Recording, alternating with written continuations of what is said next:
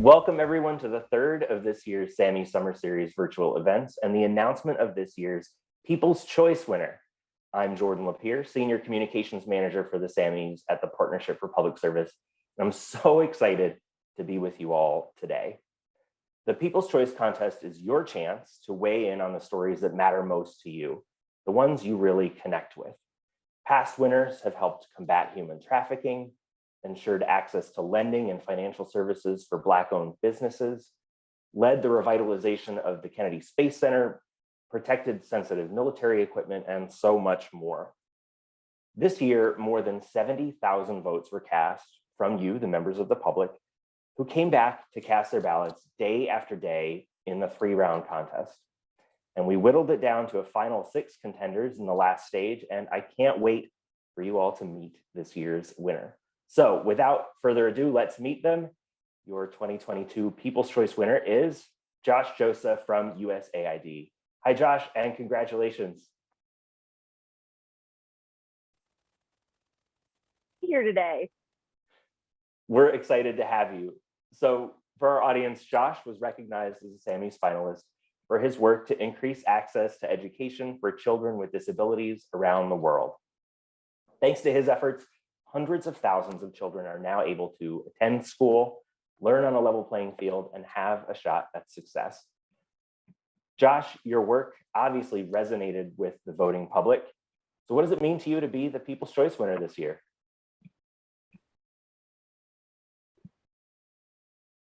First, it's such an honor to be here today. I am here because of all of you, the people who voted, who are touched and moved by my story and my work, and you voted for me every single day. I appreciate all of you. Thank you. The People's Choice is really a validation and confirmation that children and youth with disabilities need to have equitable outcomes and goals.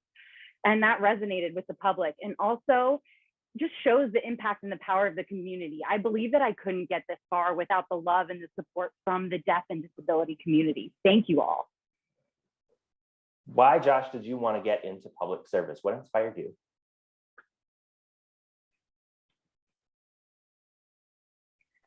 Well, since I was young, I've always wanted to pursue a career related to equity, justice, and human rights. That was just a passion that I had, and I had a commitment for that. And now here I am at USAID. I am still here because I continue to have opportunities to influence thinking, policies, practices to make this a more safe and equitable community for all. And how did you get started in advocating specifically for educational access? Why this topic? Was there an experience in your life that led you here? Well, I am a 3rd-generation deaf person from a deaf family. Education has always been a topic of discussion within my family. We all recognize that education is so important, and how those inequities often happen for deaf people. In the Peace Corps, I formerly taught in Kenya, and I saw those inequities and all the things that my family talked about while I was teaching at the School for the Deaf in Kenya. Over 300 students were in that school, and they had only 30 teachers, and only one teacher, myself, who was able and proficient in sign language. And that's what led my decision to wanted to pursue this field, to have equity in education. That's incredible. What are some of the biggest challenges you faced in doing this work at USA?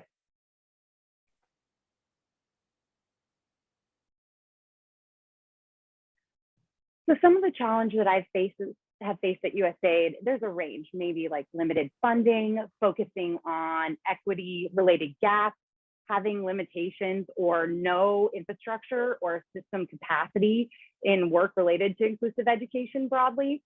It's the same thing as specific disabilities, making sure that we're moving and intersectionality and all of those groups and within the diverse disabled community. We want to make sure they're all represented. And I think the biggest challenge is people and their mindset, thinking that disability is something that needs to be fixed or altered. We're proud of who we are, and we are a proud community, and we need to address that ableism, that prejudice and discrimination, and that negative thinking against people with disabilities.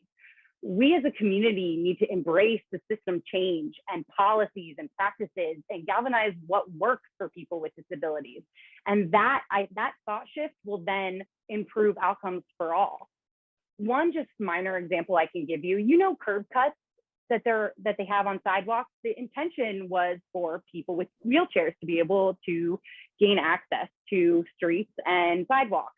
But now baby strollers, bikes, luggage, we can all benefit from that curb cut. So I'm wondering what our country and what the world could look like if we embrace more things such as that for everybody. That is such a fascinating example, and you can find a lot of ways that might be applicable.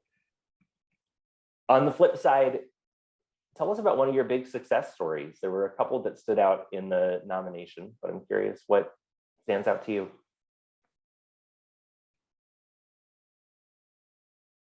So he froze. I'm going to.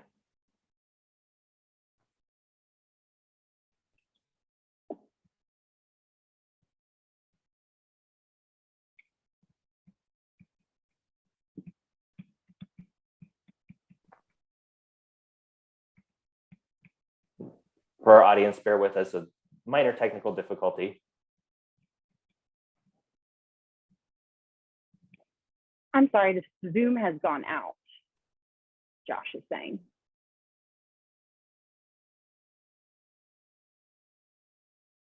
Yeah. Reconnecting.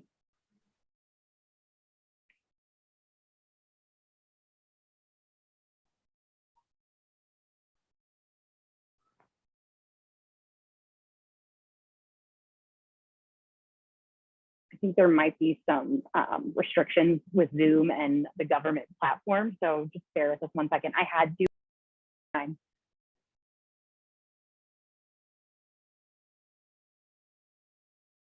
Doesn't seem to want to reconnect.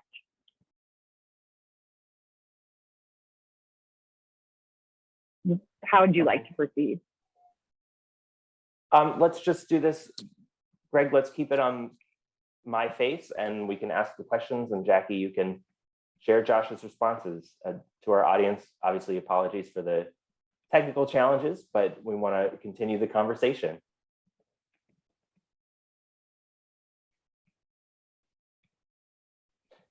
So my biggest success? Yes. So one of my most proudest moments, I was working with a close colleague and friend of mine, Leah Maxon. We both hosted a 2-day workshop related to, it was an introductory training on introduction to disability inclusive education training for USAID staff in Africa, Asia, Latin America, and about 15 to 20 participants were there for each seminar. And it was just open learning and allowing them to apply their learning to practices. And that impact on our work was tenfold because people started to commit to the accessible and quality education and programming. My work would not be successful without the collaboration of all of my colleagues. And how gratifying, Josh, has it been to see USAID leadership, including Administrator Power, call out your work as a bright spot and a major priority for the agency?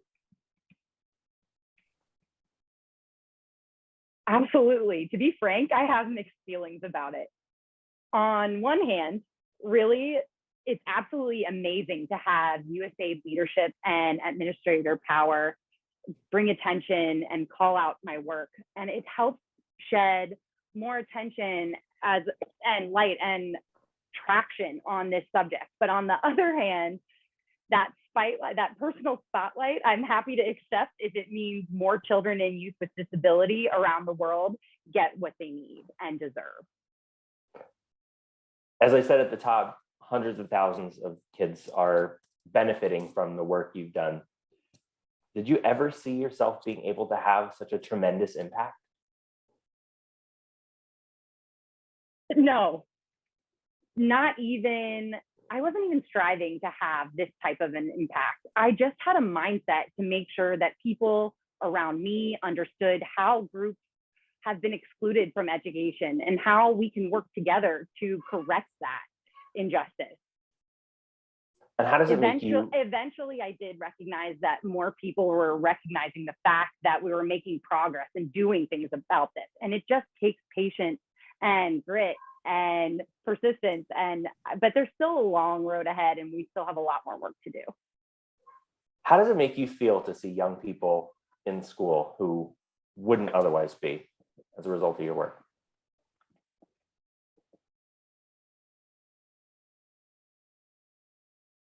Can you ask that question one more time? I'm sorry. How does it make you feel, Josh, to see young people in school and having an opportunity to succeed in life because of what you've done?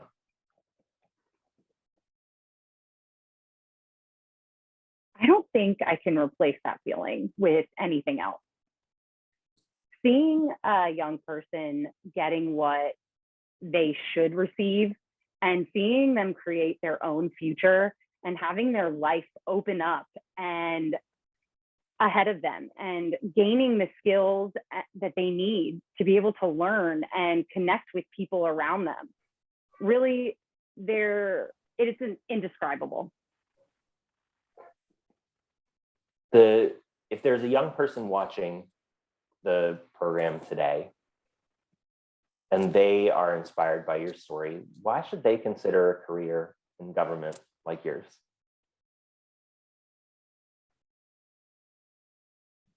If you're passionate about something and you want to make a difference and you work in the US government, that impact hits so many lives of Americans and people around the world also. What myself and my colleagues here at USAID, it's so important and it's challenging work. And we're delivering COVID-19 vaccines to other countries. We're building capacity for free and fair elections. We're making sure that human rights shine through despite the attempts to curtail. There's more than 300 federal agencies. So really there's something out there for everybody. And just to let you know that if you're a person with a disability and you're listening or watching this video, make sure you take advantage of workforce recruitment at your higher education institution and use that Schedule A letter that you'll get. That Schedule A hiring authority, that's what the federal agencies can use to hire qualified individuals with disabilities. And so take advantage of that. Well, Josh, thanks for that. Thank you for your incredible and inspiring work, for being here with us today, and for sharing a bit of your story with all of us. And again, I'm sorry we can't see you, but congratulations on being this year's People's Choice honoree. We are so excited to be recognizing you. And I want to thank everyone. Absolutely, thank you. Oh, absolutely. I'm so grateful to be here today, and it's an honor. And really, again, thank you, the public, who I wouldn't be here without all of you. Thank you all. Thanks, Josh. And I want to thank everybody who joined us for today's conversation.